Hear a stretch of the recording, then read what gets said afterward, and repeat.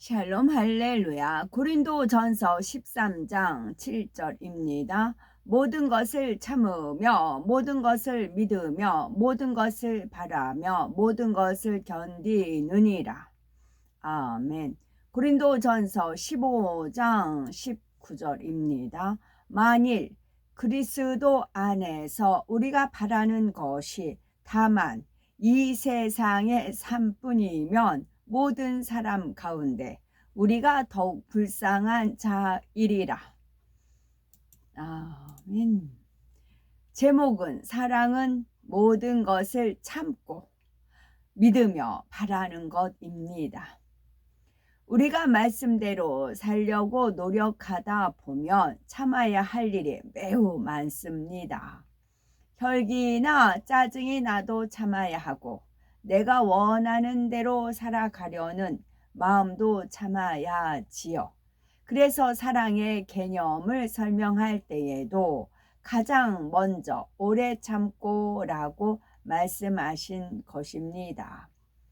비진리를 버리기 위해서 온갖 시련을 참는 자기와의 싸움이 오래 참음이라면 모든 것을 참는다는 것은 어떤 의미일까요? 그것은 바로 자신의 마음을 진리로 일군 후에 상대로 인해서 겪어야 하는 모든 고통을 참는 것입니다. 즉 오래 참음보다 넓은 의미로 영적인 사랑에 위배되는 모든 것을 참는 것이지요. 사랑은 모든 것을 참는 것입니다. 성경을 보면 예수님께서도 죄인들에 대해서 잠잠히 참아주시는 것을 볼 수 있습니다. 죄인을 구원하기 위해서 이 땅에 오신 예수님은 오직 선만 행하셨는데도 악한 사람들을 조롱하고 멸시하며 십자가에 못 박았습니다. 예수님은 이런 인생들이라 할지라도 참아주셨지요. 오히려 그들을 위해서 아버지여 저희를 사하여 주옵소서 자기의 하는 것을 알지 못함이니이다 라고 기도하셨지요. 이처럼 예수님께서 모든 것을 참으신 사랑의 결과로 예수 그리스도를 구세주로 영접하는 사람마다 하나님의 자녀가 되는 구원의 역사가 일어났지요. 사망에서 벗어나 영생에 이르게 되었습니다. 우리 영혼의 주인 되신 아버지 하나님도 마찬가지이십니다. 지금도 하나님께서는 모든 고통을 기쁨으로 참고 기다리시지요. 수천 년의 세월 동안 사람들이 악을 행할지라도 선으로 변화되기를 바라보며 기다리셨습니다. 하나님을 배반하고 가증한 우상을 섬길지라도 다시 하나님이 참 신임을 나타내 보이셨지요. 만약 너는 불의가 가득하니 도저히 안 되겠어. 가망이 없구나. 더 이상은 못 참겠다 라고 하나님께서 말씀하신다면 구원받을 사람이 얼마나 있겠습니까? 우리는 한 영혼이 변화될 때까지 사랑으로 기다리며 오래 참아야 되겠지요. 믿음이 연약하고 성격이 모난 사람이라 할지라도 언젠가는 변화되어서 하나님께 영광 돌릴 것을 기대하며 항상 믿음의 눈으로 바라보아야 되겠죠. 온전히 변화될 때까지 성결의 말씀으로 성결의 복음을 가르치며 간절히 기도하기를 쉬지 않아야 되겠고요.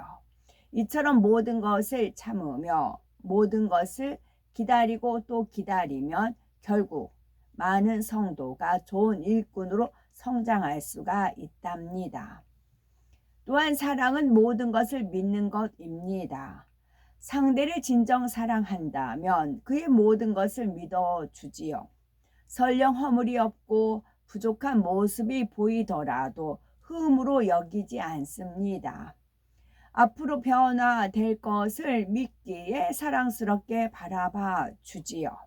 서로를 신뢰하는 부부는 사랑으로 더욱 결속되기 마련입니다. 하지만 서로 믿지 못하는 부부는 사사건건 다투며 의심하지요. 믿음은 상대에 대한 사랑의 크기를 보여주는 척도라 할 수 있습니다. 하나님을 온전히 믿는다는 것은 하나님을 온전히 사랑한다는 말과 같지요. 아브라함은 하나님을 온전히 믿음으로써 하나님이 벗이라 불리게 되었답니다.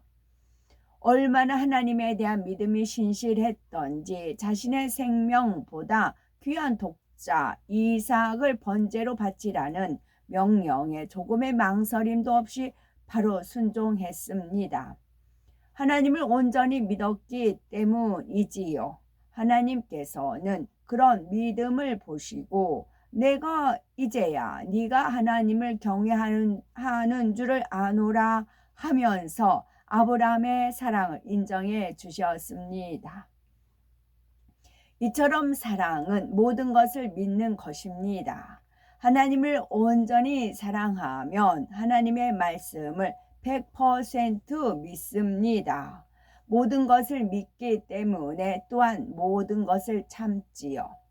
영적인 사랑에 위배되는 모든 것을 참으려면 반드시 믿음이 있어야 합니다. 즉 하나님의 모든 말씀을 믿을 때라야 열심히 마음에 할례하여 사랑과 위배되는 것을 버릴 수 있지요. 하나님께서 우리를 어떻게 사랑하셨습니까? 죄인은 우리를 위해서 독생자를 아낌없이 내주심으로써 구원의 길을 열어주셨습니다. 우리가 먼저 하나님을 사랑하여 믿은 것이 아니라 하나님께서 먼저 우리를 사랑해 주셨고 그 사실을 믿음으로써 하나님을 사랑하게 되었습니다. 처음에는 이런 사실을 믿기 때문에 하나님을 사랑하지만 영적인 사랑을 이루면 사랑하기 때문에 믿는 차원에 이릅니다. 영적인 사랑을 이뤘다는 것은 비진리의 마음을 다 버렸다는 것입니다. 마음에 비진리가 없으면 하늘로부터 믿어지는 영적인 믿음이 옵니다. 마음에 비진리를 없애면 마음에 비진리가 없으면 하늘로부터 믿어지는 영적인 믿음이 옵니다. 이때부터는 하나님의 말씀을 의심하거나 신뢰가 흔들리는 일이 없습니다. 영적인 사랑을 온전히 이룬 사람은 모든 사람을 믿습니다. 상대가 믿을 만해서가 아니라 허물 많고 부족해도 믿음으로 바라봐 주는 것이지요. 자신에게도 마찬가지입니다. 자신의 부족한 모습에 실망하고 주저앉을 것이 아니라 나를 놓지 않으시고 변화시키실 하나님의 능력을 믿어야 지요. 성령님은 항상 우리에게 할 수 있다 용기를 주십니다. 그 사랑을 믿고 변화되기 위해서 노력하면 그 믿음대로 이루어 주시지요. 그러니 믿는다는 것은 얼마나 아름다운 일입니까? 그러므로 자신뿐 아니라 어떤 사람도 믿어줄 수 있는 영적인 사랑을 이루어야 되겠지요. 또한 사랑은 모든 것을 바라는 것이라 하였습니다. 사람들은 상대의 행동이 마음에 들지 않으면 자기가 원하는 대로 바꾸려고 하지요. 그러나 치약을 위해서 짜느냐 밑에서부터 짜느냐 하는 등의 사소한 습관조차 바꾸지 못해서 다투는 부부가 얼마나 많습니까? 상대를 변화시키기 전에 내가 변화되면 됩니다. 그리고 사랑의 마음을 가지고 상대가 변화되기를 기대하고 바라면서 기다려주면 되겠죠. 모든 것을 바란다는 것은 믿는 것이 실상으로 나타날 때까지 기대하며 기다리는 것입니다. 하나님을 사랑하면 말씀을 믿고 말씀대로 이루어질 것을 바라게 됩니다. 장차 아름다운 천국에서 하나님과 세세토록 사랑을 나누며 살게 될 것을 바라며 모든 것을 참으며 달려가지요. 하나님을 믿지 않는 사람들에게는 아름답고 행복한 천국에 대한 소망이 없습니다. 이러한 소망이 없으니 현실이 전부인 양 살아가지요. 더 많은 것을 가지려 하고 욕심을 채우기 위해서 다투지요. 하지만 아무리 갖고 누린다 해도 참된 만족이 없습니다. 한 치 앞도 내다볼 수 없는 미래에 대한 막연한 불안과 두려움 속에 살아가지요.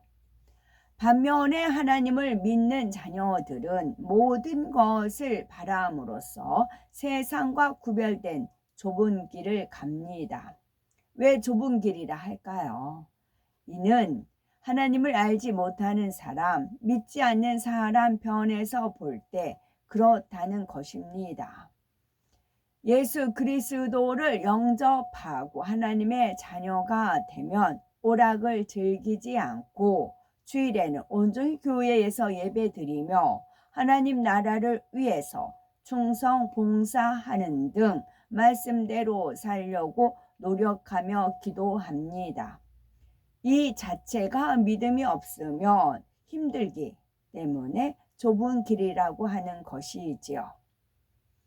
사도 바울은 만일 그리스도 안에서 우리의 바라는 것이 다만 이생뿐이면 모든 사람 가운데 우리가 더욱 불쌍한 자리라 했습니다.